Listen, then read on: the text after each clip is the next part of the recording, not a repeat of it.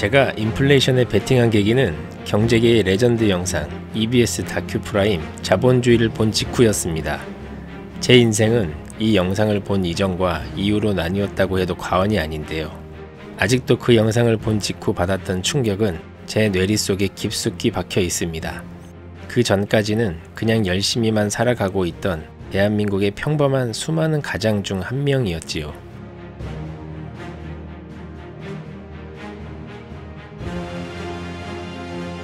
경제가 돌아가는 판을 읽으려면 우리나라가 아닌 미국의 연방준비제도 이사회의 총 자산에 주목을 해야 합니다.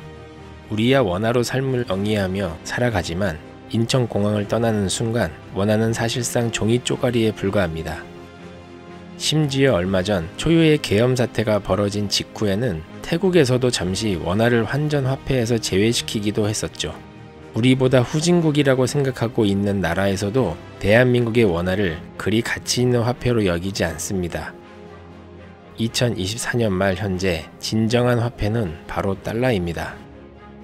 사실 미국이 화폐를 팽창시키는 구조는 재무부에서 국채를 발행시켜서 정부는 화폐를 공급받고 연방준비이사회가 그 국채를 매입하고 다시 그 국채를 담보로 해서 화폐 발행권이 생겨납니다. 그리고 또다시 국채를 매입하는 무한 반복 시스템입니다. 즉 패권국인 미국은 화폐를 무한히 찍어낼 수 있는 전 세계의 유일한 초강대국입니다. 이것이 지속 반복되는 구조로 달러가 팽창되어 결국 달러의 발행 비용은 거의 0에 수렴합니다. 하지만 아이러니하게도 이렇게 기축통화국의 화폐 가치는 전 세계 다른 화폐에 더 큰 영향을 미치게 됩니다. 최근 국내 정세가 어려워지니 원 달러 환율은 1,400원을 훌쩍 넘기며 고공행진 중입니다. 이런 달러 기반의 자본주의에서 우리는 중장기적인 시각에서 인플레이션에 투자할지 디플레이션에 투자할지 선택해야 합니다. 심지어 미국을 비롯해 전 세계에서도 달러 가치는 떨어지고 있습니다. 하지만 원화 가치가 더 빠르고 심하게 떨어질 뿐이죠. 그러기에 저는 장기적으로 화폐 가치는 우하향하는 쪽에 베팅을 했습니다. 즉, 이 그래프에서 보이는 총 자산의 그래프는 장기 우상향한다는 것이죠. 그래서 저는 안타깝지만 국내 주식 비중은 거의 없애고 기축통화국인 미국의 주식과 달러 투자의 수량을 늘리는 방식으로 투자를 진행해 오고 있습니다. 국내외 정세는 생물처럼 계속 변하기에 물론 지속적으로 모니터링해야 합니다. 또 이런 인플레이션 투자가 성공적이었다면 은퇴 시기가 가까워질수록 노동소득이 아닌 비활성 소득 자산으로 변환해 두어야 합니다. 예를 들면 배당주나 다가구 오피스텔 등 주택 월세 같은 비활성 소득 자산으로 점진적으로 변화시켜 주면서 경제적 자유구조를 세팅해 주어야 한다고 생각합니다.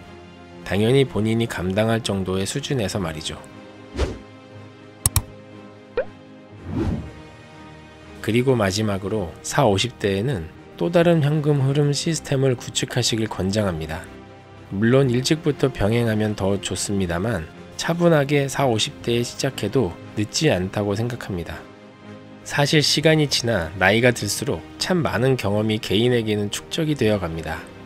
그런 경험을 혼자만 가지고 계시지 말고 부디 자본화하시길 추천드립니다. 나에게는 너무 당연하고 쉬운 일들도 그 세계에 입문하는 초보자들에게는 엄청난 정보가 될 수 있습니다. 수십 년간 쌓여온 나만의 내공을 누군가에게 선물로 주시면 더 큰 보상이 알게 모르게 여러분에게 돌아올 겁니다. 물론 방식은 문자, 소리, 영상, 그리고 오프라인 이렇게 다양한 형식으로 전환할 수 있습니다. 이제는 누구나 나만의 저작물을 쉽고 편하게 유통할 수 있는 인프라가 무료로 제공된 세상에 살고 있습니다. 다만 이러한 현금 흐름 시스템은 단지 돈을 벌기 위한 수단보다는 진정 자신의 것으로 만들어 누군가에게 도움을 주는 작업이라고 생각하시고 편하게 준비하시는 게 지속적으로 이어갈 수 있는 원동력이 될 것입니다. 즉 처음에는 수익 창출에 너무 얽매이지 않으셨으면 좋겠습니다. 그렇게 꾸준히 해나가다 보면 나중에 회사에서 은퇴한 후 제2의 직업으로 이어지게 될지 누가 알겠습니까? 사람은 자신의 신체가 감당할 수 있는 범위에서 되도록 오래도록 일이 있어야 충족감을 느낍니다. 하지만 2023년 기준 한국통계청 자료에 따르면 대한민국 국민의 주된 일자리 퇴직 평균 연령은 49.3세였다고 합니다. 국민연금 개시 기간까지 남은 15년의 기간 동안 마음 편히 지낼 수 있게 노후 준비가 되어 있는 국민이 과연 몇 프로나 될까요? 게다가 은퇴 후 얻는 직업의 소득은 왕성한 활동 시기에 벌던 금액과는 현저하게 차이가 납니다. 저 역시 젊었을 때 사업이 잘 될 때는 이 상황이 영원할 줄 알았습니다. 지나고 보니 일주일, 한 달보다 10년, 20년이 훨씬 더 금방 흘러가더군요. 그러기에 나중에 비참해지지 않으려면 20대, 30대부터 반드시 미래의 나에게 줄 선물을 조금씩 축적해 나아가야 합니다. 우리는 돈에 대해서 배우지 않으면 결국 우리의 자유를 돈과 바꿔야 합니다. 오늘도 영상 시청해 주셔서 감사합니다. 브레이스맨이었습니다.